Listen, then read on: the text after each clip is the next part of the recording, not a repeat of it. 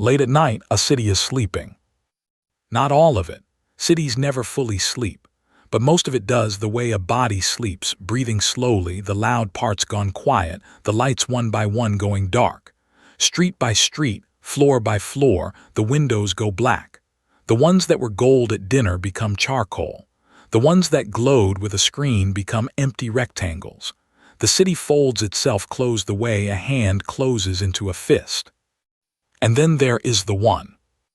Somewhere in that city, on some floor behind some curtain, a single window stays lit. Inside it, a person sits alone. No camera, no audience, no one clapping, no one counting the minutes. The work they are doing will not be posted.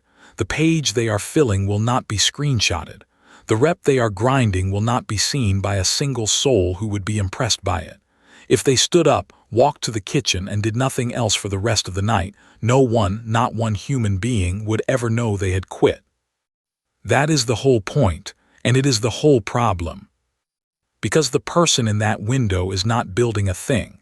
They are building a life, not the visible life with its photos and its promotions and its proof. The invisible one. The life made of moments when nobody is watching, when nobody is applauding, when nobody is checking, when nobody would know if they stopped. We call those moments small. They are not. They are the only moments that actually count, because they are the only ones free of the performance. Everything you do for an audience is partly a costume. Everything you do when the audience is gone is you. Tonight, in 1,000 cities, 1,000 windows stay lit. And in each one, a life is quietly being written by a hand that believes it is alone. This audiobook is about those windows, about the hour that is invisible, and about why what you do there when no one is watching changes everything. There is a version of your life that is public. People can see it. They react to it. They comment, admire, resent, or forget it. It has a shape, the job, the body, the relationships, the things you have finished and can point to. And there is a version of your life that is private. It has no shape anyone else recognizes because no one has seen it. It is made of the things you do before the day has an audience. The first choice when the alarm goes off. The second choice when the phone is in reach. The 100 small decisions you make in rooms with the door closed, where the only record is the one you keep in yourself. Most people spend their energy managing the public version. They polish it. They defend it. They measure it against other people's public versions, which are themselves only the highlight reels of private lives no one sees. It is a strange loop. We compare our unseen struggle to everyone else's seen result, and we lose the comparison before it starts. But the public version is not where lives are actually made. It is where they are displayed. The making happens earlier, quieter, in the part nobody films. Consider what a single ordinary day actually contains. You wake. Before anyone knows you are awake, you choose whether to reach for the phone or the floor. You eat. No one watches whether you eat the thing that serves you or the thing that numbs you. You work. Scattered through the work are a dozen moments where you could go deep or go shallow, and only you are present for the choice. You close the day. The last 30 minutes before sleep, the scroll, the book, the silence are witnessed by no one. None of those moments will appear in your story. They are too small to tell, but they are the story. The visible life is the shadow cast by the invisible one. Change the source, and the shadow changes too, but the source is the only part you can actually touch. So the first move is simply to notice the invisible life exists. To stop acting as if the only real choices are the ones with witnesses. The most important part of your life may be the part nobody sees, not because it is dramatic, because it is where you and no one else are choosing who you are becoming. Let me make this concrete because an idea you cannot picture does not change behavior. A woman I know runs marathons now. If you met her, you would assume she had always been an athlete. She had not. For the first year, no one knew she ran at all. She ran before her family woke in the dark on a loop near her home, in clothes she did not post about. The public version, the finisher's medal, the photo, appeared only after the invisible version had already been built. one unseen cold morning at a time. The metal was the shadow. The dark loop was the source. By the time anyone saw her as a runner, the question was already settled in private on 100 mornings no camera attended. The mistake is to wait for the metal before becoming the runner. The metal is the part you cannot control, and the part everyone notices. The loop is the part you can control, and the part no one notices. Most people sit in the lobby of their own life waiting for a witness to validate them before they begin. The lit window does not wait. It begins alone, because beginning alone is the only beginning that is actually yours. A simple exercise: for one day, carry a note and mark every choice you make where no one is present to see it. The first reach, the second choice, the private yes or no. Do not change anything that day, only mark it. By evening you will have a list of the invisible life, long, ordinary, and entirely yours. That list is where your future is being written, not the post, not the meeting, the list. There is a quiet grief in noticing this, and it is worth naming. Most of us were praised our whole lives for the visible things, the grade, the game, the role, the results someone could point at. We learned early that the seen effort is the real effort, and the unseen effort does not count because no one counted it. So we grew up tending the garden for the road and neglecting it in the dark, where the only witness was ourselves, and ourselves, we were taught, do not count. The lit window is the correction of that lesson. Yourself counts most precisely because you are the only one there. The private vote is the only one no one can fake for you, and therefore the only one that is actually yours. The grief is that it took this long to see it.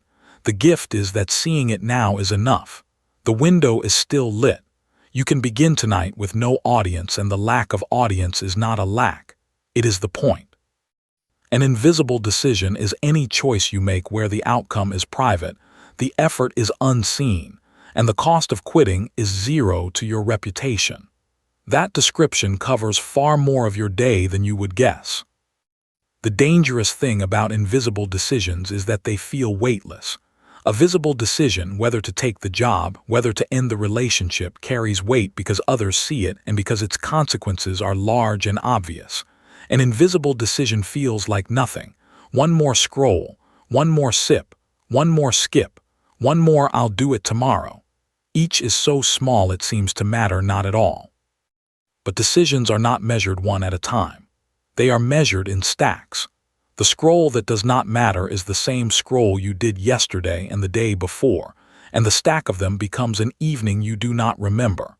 The skip that does not matter is the same skip performed across a season, and the stack becomes a year you did not move.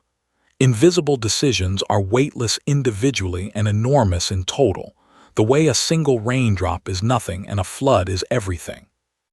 Here is what makes this hard to see.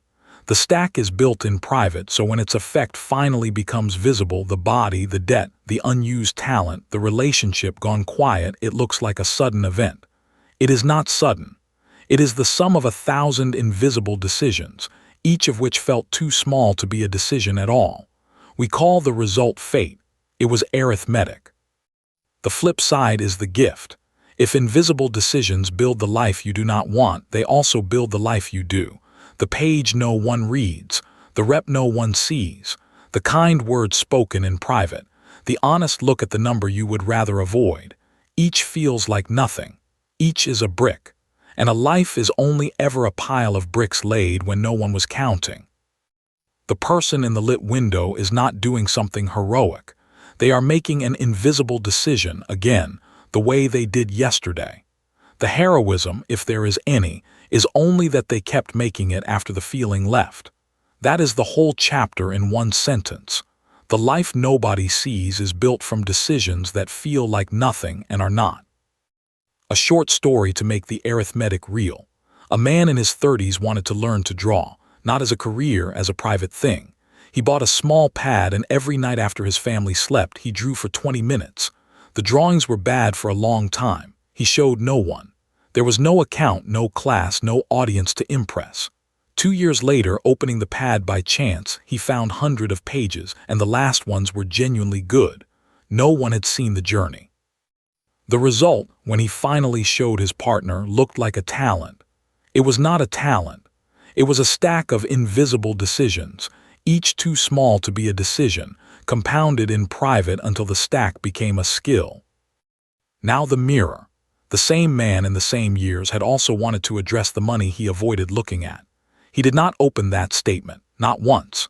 The avoiding was also an invisible decision, repeated, and it also compounded. When he finally opened it, the number was worse than he feared, but only because the fear had been fed by 2 years of not looking. The skill and the debt were built by the same machine, in the same quiet hours, with the same zero audience. One stack became a gift. The other became a weight. The only difference was the direction of the votes cast when no one was watching. Let me trace the stack itself, because the stack is the invisible machine and most people never look at it. Take a single weekday. You wake and reach for the phone while still in bed, 1 vote for the distracted self. You skip the glass of water for the coffee that numbs, 1 vote for the easy self. At work between tasks, you open the feed instead of the harder tab, 1 vote for the shallow self. At lunch, you eat at the desk, scrolling rather than stepping outside, 1 vote for the small self. In the evening, you mean to read, but the device is on the pillow, so you scroll instead, 1 vote for the entertained self. You close the day having cast perhaps 8 invisible votes, none of which anyone saw, all of which were real. Now the same day, different voter, phone in the kitchen, water before coffee, hard tab already open, lunch outside 10 minutes, book on the pillow, device in the drawer, same 8 moments, 8 different votes, 8 different bricks. The 2 days look identical from the road. They are not identical. They are the first row of 2 different buildings. Multiply by a year and the buildings are not comparable. And the person in the lit window is simply the one who, most nights, casts the second set, not perfectly, not always, but more often than the first. The stack is not destiny. It is a choice, repeated in a booth with the curtain drawn. We have the order backwards. We wait to feel motivated, as if motivation were a fuel we could pump into the tank before driving. But motivation is mostly the exhaust of being watched. When people watch, you feel motivated. A crowd, a deadline with witnesses, a number that everyone will see, these produce energy. That energy is real and it is useful, but it is borrowed. The moment the watchers leave, the energy leaves with them. This is why a person can be on fire in a class, a meeting, a competition, and frozen alone at a desk. The fire was never theirs. It was the room's. Discipline is what remains when the room empties. It is not a louder version of motivation. It is a different thing. Motivation is a response to attention. Discipline is a response to a decision you made when no one was there to see it. The first is borrowed from the audience. The second is owned by you. This is why the invisible hour is the true test. In the lit window, there is no audience. If your practice depends on motivation, the lit window is where it dies because the watchers are asleep. If your practice rests on a decision, the lit window is where it lives because the decision does not need a witness. A useful way to tell which one you are running on. Ask what happens on the Tuesday no one will see. The motivated person waits for the next room that makes them feel alive. The disciplined person shows up anyway because the showing up was decided long before in private and the audience was never the point. I am not against motivation. Feel it when it comes. But do not build your life on a fuel that only flows when eyes are on you. Build it on the quieter thing, the one that works precisely because no one is watching. That is the only kind of strength that survives the lit window, and the lit window is where most of your life actually happens. A clean way to see the difference. Watch what happens to a person after the event ends. The motivated athlete, once the season closes and the stands empty, often stops training not from weakness but because the fuel left with the crowd. The disciplined athlete who trained in the empty months nobody filmed keeps training when the stands are gone because the training was never about the stands. One athlete's strength was rented. The other's was owned. You cannot tell them apart on the bright day. You can only tell them apart in the lit window, which is most days. So when you build the owned kind. It costs the same in the moment and pays forever because it does not depend on a room being full. Every invisible decision is a vote. Not a vote you cast for a politician or a product. A vote you cast for the person you are becoming. When you do the small hard thing in private, you vote for the version of you who does hard things. When you skip it, you vote for the version who skips. The votes are silent. No one counts them but you, and often you do not count them at all. But they are counted, not by a book, by the slow shape of your life. The reason this matters is that identity is not a speech you give. It is a tally. You are, in the end, the person with the most votes, not the person you wish to be, not the person you performed for an afternoon. The person your private votes have been electing, day after day, mostly while no one watched. Most people try to change identity by announcing it. I'm the kind of person who, they say, and they believe the saying changes the tally. It does not. The tally only moves when a private vote is actually cast. The announcement is a speech at a rally nobody holds. The vote is the quiet walk to the desk. So when you are alone and the thing is available to skip, and no one would know, that is not a free moment. That is a polling station. What you do there is a vote, and it is the only kind that counts, because it is the only one no one can fake for you. A man I know describes his evenings as a series of tiny elections. The workout he will not post, the book he will not be quizzed on, the message of honesty he will not be praised for. Each is a vote cast in a booth with the curtain closed. After a year of those elections, he was, without a single speech, a different man.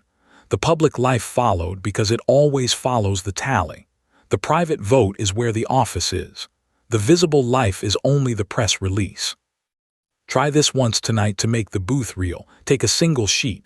Down the left, write 3 private votes you could cast tomorrow that no one would ever see. The page, the walk, the honest look. Across, write what each vote is a vote for, not the task, the person. I am someone who keeps my word to myself. I am someone who moves. I am someone who faces the number. Then tomorrow cast one, just one. Do not announce it, mark the sheet. The next night, another. The sheet is the tally made visible to the only person who can read it. The watchers are asleep. The booth is open. The vote is yours. There is a comfort people do not want to hear. You do not only vote with your actions. Your environment votes as well all day, and it votes louder than you do when you are tired. The phone on the nightstand is a vote for distraction, cast every morning before you are awake enough to object. The snack at eye level is a vote for the easy thing, cast at the exact moment your willpower is lowest. The chair facing the screen is a vote for the feed, made by the room before you sit down. Your environment is not neutral. It is a second voter in the booth, and it never gets tired. This is not a reason to feel helpless. It is the opposite. If the environment votes, then designing the environment is how you stack the votes before the day begins. You cannot will a room built against you. But you can rebuild the room so that the easy path is the good path, and the hard path requires a deliberate step you may not take on a bad night. Small redesigns, drawn from ordinary lives. The person who wants to read moves the book onto the pillow and the phone into a drawer. The person who wants to move lays the clothes by the bed the night before, so the morning step is putting them on, not deciding to. The person who wants to stop scrolling charges the device in another room and buys a $7 clock. None of these required a speech. Each was a vote cast in advance, by the room in your favor for every tired hour to come. The point is not control, it is partnership. You will have weak moments, everyone does. On those nights, let the environment vote for the person you want to be because you cannot. Design the room so that the default is the decent choice. Then your invisible hour is protected not by your strength, which flickers, but by the space you built, which does not. And notice who else votes. The friend you text when bored is a vote for the old pattern. The group that fills the silence is a vote for the old silence. You can love them and still change the distance. The environment is everything within reach, including the hands you reach for. Design all of it gently in advance, so that when the booth is open and you are tired, the easy vote is the right one. A concrete example of the environment voting well. A person who wanted to stop late-night eating did not argue with herself at the fridge. She changed the fridge. The snacks moved to a high shelf in the back. A bowl of fruit took the counter. The change took 5 minutes and did more than a month of promises, because the environment voted correctly every night she was tired, which was most nights. The promises had to be remade each time. The shelf voted once and kept voting. This is the quiet advantage of design over will. Will must be spent repeatedly by a tired person. Design is spent once by a calm one, and then it works while you sleep. The same logic applies to the work you avoid. If the hard task requires opening 5 tabs, finding the file, and clearing the desk, the environment is voting against you before you begin. If the file is already open, the desk already clear, the tab already there, the environment votes for the first step, which is the only step that matters. Do not trust the tired version of you to build the path at midnight. Build it at noon when you are calm, and let the midnight version simply walk it. The invisible hour is protected not by your strength, which flickers, but by the room you built, which does not. Of all the environments voting against the invisible hour, the phone is the loudest. Not because it is evil, because it is designed by thousands of engineers whose bonus depends on it, to win the vote the moment you are alone. The phone is the anti-window. The lit window is a place you go to be with your own mind. The phone is a place your mind is taken from you, one notification at a time, by people who are not in the room and do not care about the life you are building. It does not shout. It pings. It does not demand. It offers. And the offering is endless because the business model is your attention, sold in coins too small to refuse.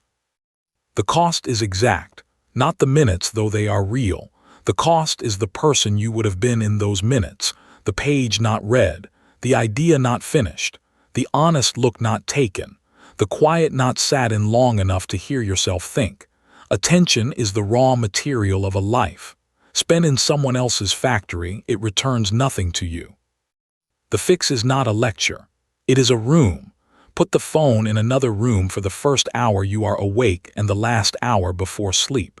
That single move returns more of your invisible hour than any system. The device stops being the first thing you touch and the last thing you see. You become, briefly, the first and last thing in your own day. One man I know made only this change. No app, no method, no philosophy. He charged the phone in the kitchen. For the first week, nothing dramatic happened. By the 4th week, he noticed he was thinking thoughts that arrived whole instead of in fragments. By the 3rd month, he had written more than in the previous 2 years, not because he had more time, but because the time he had was finally his. The phone in the other room did not add an hour. It gave him back the self that the hour used to belong to. You do not need to delete the phone. You need to put it where it cannot vote in the booth. The lit window and the phone in the other room are the same decision, seen from 2 sides. Protect the hour no one sees, and the life everyone sees will take care of itself. To make this practical rather than moral, trace one real evening with the phone present and one with it absent. Phone present, dinner ends at 7. At 7:05 a message arrives. You answer. At 7:12 you open the feed for a second and lose 18 minutes. At 7:40 you remember the book, but your brain is warmed for scrolling, so reading feels hard, and you scroll more to rest from deciding. At 8:30 you feel the tiredness that comes from interruptions, not from a task, and tell yourself you are too tired to read. The book is not read. The hour was spent in coins too small to refuse. Phone in the other room. Dinner ends at 7. The device is charging in the kitchen, out of reach. At 7:10 there is a small ache of boredom, the old habit looking for its hit, and you feel it briefly, then it passes because there is nothing to reach for. At 7:20 you are at the table with the book, because the book is the only interesting object present. 40 minutes pass that feel like 20. You go to bed having done the thing, and the doing is itself a private vote that the next day's self will inherit. Same person, same evening, different room. The room did the disciplining. That is the entire chapter demonstrated. The phone in the other room is not a rule you enforce. It is a vote cast in advance by the space in your favor for every tired hour to come. Here is a practical frame for the invisible hour, simple enough to keep on a tired night. When a useful action can reasonably begin today, give it 20 unbroken minutes. Not until it is finished. Not until it is good. 20 minutes with the door closed to the audience, including the audience in your own head that keeps score. 20 minutes is short enough that refusal feels sillier than beginning. It is long enough to be real. Most of the things that change a life are not done in a burst. They are done in repeated 20s behind a closed door where no one claps. The novel is written in 20s. The body is built in 20s. The debt is paid in 20s. The person is become in 20s. The rule protects against the two errors. The first is starting too big and quitting by Thursday. A person decides to transform, attempts the whole mountain on Monday, collapses by Wednesday, and concludes they have no discipline. They had discipline. They had a plan the size of a building. 20 minutes is a plan the size of a step. The second error is waiting for the mood. The mood is a watcher. In the invisible hour there are no watchers, so the mood does not show up. 20 minutes does not need it. A reflection you can do now before you close this. Name the one action you keep postponing that is actually available tonight. Not get fit, 20 minutes of walking. Not fix my work, 20 minutes on the one page. Not repair the relationship, 20 honest minutes writing the message. Write it down with a time. The deadline is what makes it real. A step without a deadline is a wish with extra syllables. And when the 20 minutes end, you may stop. That is the secret nobody tells you. You are allowed to stop. The change is not in the 20 minutes. It is in the fact that you showed up behind a closed door with no audience and kept the vote. Tomorrow, another 20. The life is built from 20s nobody saw, the way the city is built from bricks nobody names. 2 more notes on the rule because the rule is only useful if it survives a tired life. First, the 20 minutes are a floor, not a cage. On a good night you may go longer, fine.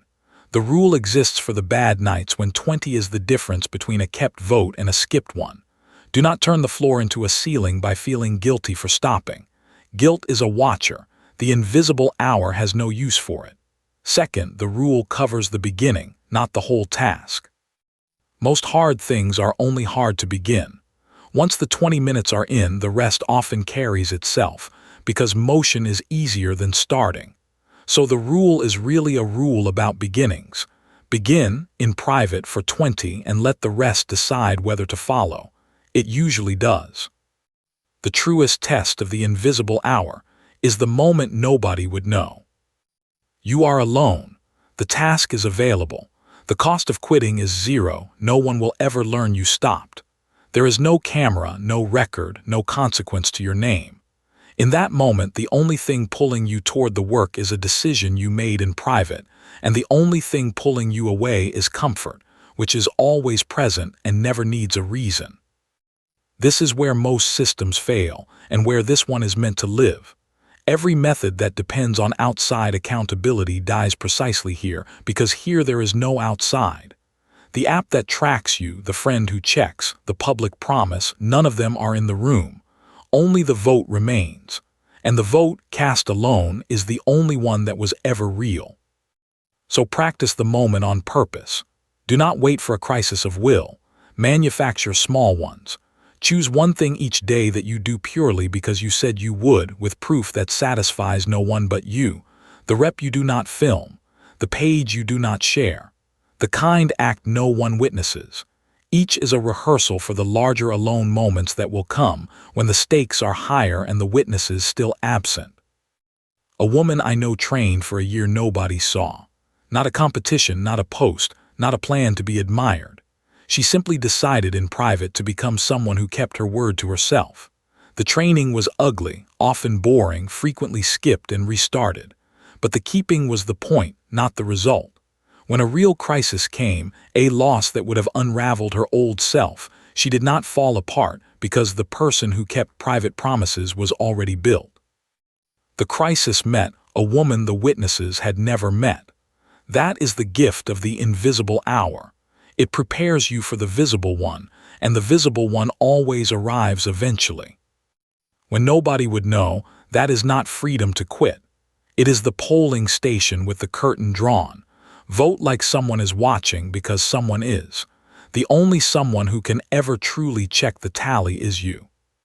A reflection for the alone moment, so it is not only a theory. Think of the last time you skipped something because no one would know. Not a grand betrayal, a small one. The page you did not open, the message you did not send, the walk you did not take. Now ask honestly, did skipping it make you more free, or did it leave a faint weight, the kind you stop noticing because you carry it always? Most people ask this, find the weight. It is never heavy. It is never one skip. It is the accumulation, the tally, the building made of small avoidances. The alone moment is not a place to be free. It is a place where the only freedom that matters, the freedom to become who you want, is either voted for or voted away, with no one to blame but the voter. So when nobody would know that you will know. The voter is the only witness who never leaves the booth. Cast the vote as if you are the one who must live with it. You are. Ordinary days do not feel like they matter because ordinary days are ordinary. But ordinary days are the only material life is made from. There are no other days. The dramatic ones are rare, brief, and mostly reactions. The quiet ones are the loom. Compounding is usually explained with money, and money is a fine teacher if you ignore the math you were never taught. A small amount, added consistently, grows not in a line but in a curve. The early growth is invisible. The late growth is absurd. The same is true of days. A private vote cast today is worth almost nothing tomorrow. Cast for a year, it is worth a life you can stand inside. The trap is that the curve looks flat for so long you conclude it is a line, and a flat one, and you quit on the part of the curve where quitting costs you the most, right before it would have bent upward. Most abandoned lives are not failures of effort. They are exits taken on the flat part of the curve, one ordinary day too soon. Here is the quiet mechanics. The page today makes tomorrow's page easier because the identity person who writes now has one more vote. The walk today makes next week's walk likelier because the body remembers being moved. The honest look at the number today makes the next look less feared. None of these is visible. All of them compound. The public life, years later, looks like a sudden rise. It was a curve, tended in private, on days no one photographed. So protect the ordinary day the way you would protect a small plant, because that is what it is. Not with drama, with the boring, repeated, unseen vote. The lit window is not heroic because the work is grand. It is heroic because the work is ordinary and kept. The compound effect is not a law you admire. It is a loom you feed, one plain thread at a time, on the days that will never make the highlight reel. Those are the only days that build anything. An example from money, since money is where people most often wait for proof that never comes in time. A person decides to keep $50 a week. The first year the account is small, and the sacrifice feels larger than the result, the classic flat part of the curve. A friend, watching, sees no change and says it is not worth it. But the vote is being cast. I am the kind of person who keeps the 50. By year 3 the account is real, and by year 5 it is the difference between a choice made freely and a choice made from fear. The friend who waited for visible proof is still waiting and will wait, because visible proof only arrives after the invisible votes have already done their work. The person who compounded in private did not need the proof to begin. That is the whole advantage. They fed the loom before the cloth was visible, and the cloth, when it came, was simply the pattern they had already woven. We are trained to chase results. The weight, the grade, the number, the yes. Results are visible, so results feel like the point. But results are the shadow again. The source is identity, and identity is built entirely in the invisible hour. When you tie your effort to a result you can see, you hand the effort to the audience. "I will do it once I see progress," is a sentence that gives the power to the shadow. Progress is often invisible for a long time because compounding is flat first. If your effort waits for visible progress, Your effort dies on the flat part of the curve, exactly where it was needed most. Identity flips this. "I am the kind of person who shows up in the lit window" is a claim you can back tonight with one private vote with no result required. The result may still be flat. The identity deepens anyway because the vote was cast. You stop negotiating with the shadow. You show up because that is who you are becoming, not because the scale moved. This is why the invisible hour is safer than the visible goal. The visible goal can fail, stall, or arrive and feel empty. The identity cannot be taken from you by an outcome because it was never built on one. It was built in rooms with the door closed where only you were counting. Results are borrowed from the world. Identity is owned by you. A useful check when you feel like quitting. Separate the result from the vote. The number has not moved is a fact about the shadow. I kept the appointment with myself is a fact about the source. The second is the only one that builds the life. Chase the vote. Let the results arrive or not. They follow the source whether or not you stare at them. Identity before results is not a slogan. It is the only schedule on which the visible life can be trusted because it is built on the part no one can take away.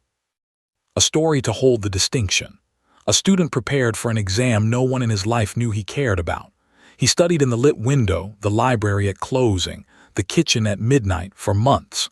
The grade, when it came, was good but not perfect. A watching world would call the effort a partial success because the result was mixed. The student did not. He knew the vote had been cast faithfully on nights he wanted to stop, and that the person who could study like that was now real. The grade was the shadow, the studier was the source. Years later, the grade was forgotten by everyone, including him. The studier remained and became the person who finished harder things. The result was a snapshot. The identity was the life. He had chased the vote, and the visible proof, such as it was, took care of itself. There is a night in this story that is not dramatic. It is quiet. The work is not going well. The reason you started feels far away. The part of you that wants to stop is loud, and the part that wants to continue is small and tired. Nobody knows you are at this threshold. If you stop, no one will ever know. That is exactly why this night matters more than any other. The night you almost quit is the true lit window. Not the good nights when the work flows and the mood is there and the watchers, real or imagined, are cheering. The good nights are easy. They are borrowed energy. The almost quit night is yours alone, and what you do there is the only honest vote you will cast, because on that night comfort is offering you everything and asking nothing in return. Most people remember their quit as a single decision. It was not. It was the almost quit night survived by a thread, then the next, then the slow return of the why.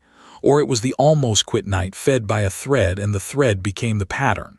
The thread is small, 20 minutes, one page, the door closed, the vote cast while no one watched and no one would have blamed you for not casting it.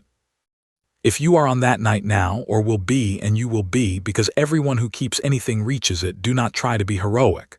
Try to be small. Lower the bar until the vote is ridiculous to skip. One sentence, one stretch, one honest look. The heroism, if it comes later when someone sees the result and calls you disciplined, never knowing the night you almost quit and the thread you chose instead.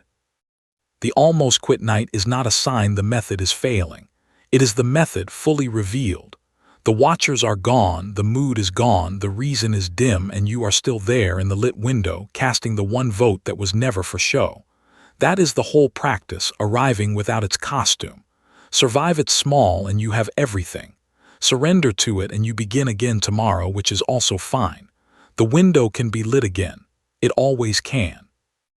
A more specific picture of that night, because naming it robs it of its power. It is a Tuesday. You sat down at the usual time. The page was blank, and for the first time in weeks the blank felt like an accusation rather than an invitation. You told yourself you were too tired and you were tired, but you had been tired before and shown up anyway, so tiredness was not the real reason. The real reason was quieter. The work had stopped feeling like progress, and without the feeling of progress, the only thing left pulling you toward the page was the old decision, and the old decision was a small voice against a loud comfort. Nobody would know if you closed the laptop. The room was empty. The city was asleep. The vote was private. This is the exact moment. And the way through it is not a surge of will. It is the 20-minute rule. Open the laptop. Set a timer for 20. Do not aim to finish.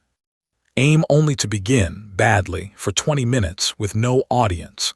The small voice, given 20 minutes, usually grows loud enough to outvote the comfort. The heroism is not in the result. It is in the opening of the laptop while nobody watched and nobody would have blamed you for closing it. Enough theory. Here is how to build the hour practically starting tonight, with no audience and no perfection. Choose one room or one corner of one where the work happens. It does not need to be beautiful. It needs to be yours and quiet. Put the phone where it cannot reach you. Tell no one you are doing this or tell one person you trust, but do not perform it. The performing is the enemy of the invisible hour. Choose one action, not 5. 1. The smallest honest vote you can keep, 20 minutes. A page, a walk. A number looked at straight. The action should be so small that skipping it would be silly, which is the point. Silly to skip is the only size the tired mind will not negotiate with. A note on how to pick that one action, because the wrong pick dooms the hour. Do not pick the action that impresses you. Pick the one you have actually been avoiding and make it small enough that avoidance has no excuse. Get in shape is not an action, it is a wish. 20 minutes walking is an action and a small one. Fix my finances is a wish. 20 minutes with the statement open is an action. The wish feels nobler, the action changes the tally. Most people pick the wish and then feel guilty for not doing it, which is a vote for the guilty self and a double loss. Pick the action, make it small. The nobility is in the casting, not in the size. The lit window is not for grand gestures. It is for the small vote, cast alone repeatedly until the small becomes the self. Protect the first and last of the day. The first hour after waking and the last hour before sleep are where the invisible votes are cast or skipped most often. Guard them from the phone. In the morning, the vote sets the tone. At night, it closes the day with proof instead of a scroll. Keep a record no one sees. A mark on a wall calendar. A line in a private note. The record is not for show. It is the tally made visible to the only person who can read it. On the nights you do not feel like it, the record is the only voice that speaks, and it says you have done this before, so you are the kind of person who does. And lower the bar on the hard nights. The almost quit night is not a failure of the system. It is the system's exam. Survive it with the smallest possible vote and the system passes. Miss a night and the rule is never miss twice. 1 skip is life, 2 is a new pattern. So the next night is not optional, it is the thread. Building your invisible hour is not a project you finish. It is a room you return to alone with the curtain drawn and vote. The city sleeps. Your window stays lit. That is the whole construction. One more thing, because it is the part people skip and then wonder why nothing held. The room must be defended from the performing self. The moment you post the hour changes, it gains a watcher, and the watcher brings motivation, which is fine, but also brings the risk that you will keep the hour only while it is seen. So if you share after briefly and return to the unseen practice the next night without the post. The hour that changes you is the one no one clapped for. The post is the shadow. Do not mistake it for the source. Keep a small private part of the practice that you never perform so that the identity has a root no audience can reach. That root is what survives when the likes stop, the season ends and the city sleeps again, which is most nights, and therefore most of your life. If you want evidence the method works, give it 90 days that no one will see. Not 90 days you post, 90 days you keep. The visibility, if it comes after, and it will not be the point. The first 30 days are for wiring, not winning. You are not trying to be perfect. You are trying to make the hour exist. Miss a day and the next is non-negotiable, even if the vote is tiny. The calendar matters more than the size. A chain of small private votes is a life. A pile of abandoned intentions is a wish. The second 30 days, the old pattern pushes back. The autopilot does not like losing the booth. You will want to quit and the wanting will feel like a fact. It is not a fact. It is the old voter complaining because it is losing. Shrink the vote. Keep the chain. The pushback is proof the new voter is winning, not that the method is failing. The third 30 days, identity arrives. You stop describing yourself as the person who is trying. You become, quietly, the person who shows up in the lit window. This is the month it gets easier, not because the work is less, but because the tally has turned. The public life, if you look, has already begun to shift, though no one has seen the cause. 90 days is not magic. It is roughly the time a new private vote needs to outnumber the old ones enough that you feel the change. Some will need more. None need less because the curve is flat first. The gift of the 90 days is that they are invisible by design. You are not performing a transformation. You are becoming one behind a closed door where the only witness is the person the transformation is for. When the 90 days end, do not celebrate with a collapse. Rest, yes. Collapse, no. The hour was never a sprint. It is a room. Keep it lit. The city will sleep again tomorrow, and your window, if you let it, will be the one that stays on. To make the 90 days survivable, lower the bar on purpose. The danger is not that people set a goal and miss it. The danger is that they set a heroic goal, hit it for a week, then miss one night, then decide the whole thing is broken, then quit. The 90 days are built to absorb the miss. One skipped night is data, not defeat. 2 in a row is the only real failure, and even that is recoverable if the next night holds. So the instruction is boring and true: never miss twice. Not because missing once is shameful, because twice starts a new pattern, and the new pattern is the only thing that can outvote the old one you worked 90 days to bury. A man who used this exactly right described the 90 days as uneventful on purpose. He did not post. He did not celebrate milestones. He simply marked the calendar, small vote each night, and on the 2 nights he missed, he made sure the third held. At the end, he could not point to a single dramatic moment. He could point to a calendar with 87 marks and 3 gaps, and to a life that had quietly tilted. The tilt was the point. The drama was never coming. The 90 days nobody saw were the whole event, and the visible change was only the shadow falling in the new direction. A question people ask, sooner or later: when does it show? When does the private life become the public one, the unseen vote become the seen result, the lit window become the life everyone can see? The honest answer is, later than you want and not the way you imagined. The invisible hour does not produce a single moment of arrival. It produces a life that one ordinary day you notice is different. The body is different. The work is different. The relationships are different. The silence you can sit in is different. The person in the mirror is someone you recognize but did not perform into being. And the later has a shape worth knowing, so you do not quit on the flat part of the curve. For most of the first year, almost nothing visible moves.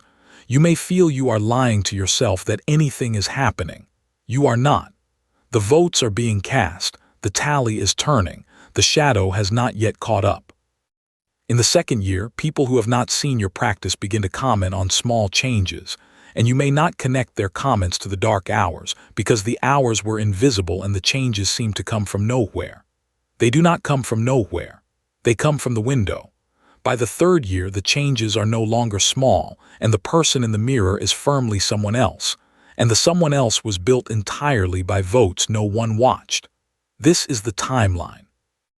It is slow first, then it is not. If you want proof early, you will quit early, because early is when proof is absent by design. The proof is the reward for those who kept the hour when proof was impossible. That is the deal, and it is a fair one, because the hour itself was always the point. When it becomes visible, it will look to others like a sudden rise. It was not. It was the curve, tended in private on days no one photographed, in a window no one saw. The people who cheer the result are cheering the shadow, and they never meet the source. That is fine. The source does not need the cheer. It needed the vote cast alone when nobody would know. And here is the part the motivational version leaves out. The invisible hour does not end when the result arrives. The result is a snapshot. The hour is a practice. The day the public life looks good is also a day with a closed door and a private vote, and the vote still counts, still compounds, still builds. Arrival is a feeling. The lit window is a fact. Keep the fact. Let the feeling come and go. So when the invisible becomes visible, do not mistake the visibility for the win. The win was the 1,000 nights no one saw. The visibility is only proof you were right to keep them lit. Return to the window. The city sleeps. Your hand is on the page. Nobody is watching, and that, it turns out, was always the point. A final image to leave you with. Think of the person in the lit window not as a hero but as a gardener in the dark. The garden cannot be seen from the road. The gardener does not work for the road. The gardener works because the garden is theirs, and because tending it is what a gardener does. Years later, someone passes and admires the garden, and the gardener nods, but the admirer never sees the dark hours that were the garden. The admiration is real, and it is also late, and it is also beside the point. The point was the dark hour, the small vote, the hand on the page while the city slept. You are the gardener. The window is lit. The road will think what it thinks. Tend the garden anyway. Late at night, a city is sleeping. Street by street, floor by floor, the windows go dark. The gold becomes charcoal. The glow becomes an empty rectangle. The city folds itself closed the way a hand closes into a fist. And then there is the one. Somewhere in that city, on some floor behind some curtain, a single window stays lit. Inside it, a person sits alone. No camera, no audience, no one clapping, no one counting the minutes. If they stood up and did nothing else, no one would ever know they had quit. But they do not stand up. They stay, not because someone is watching, no one is, because the decision was made long ago in private and the audience was never the point. The page fills, the rep lands, the honest look is taken, the vote is cast again with the curtain drawn. A life is not built in the moments people see. It is built in the ones they do not. The visible life is only the shadow of the invisible one. Change the source, and the shadow changes too. So if you are awake and the city is sleeping and your window is the one still lit, keep it that way. Not for them. For the only person the tally was ever for. The one who will live the life those quiet hours are building. Tomorrow the city will wake. Most of the windows will be dark again by then. Yours does not have to be. The invisible hour is yours. Spend it like it changes everything. Because it does.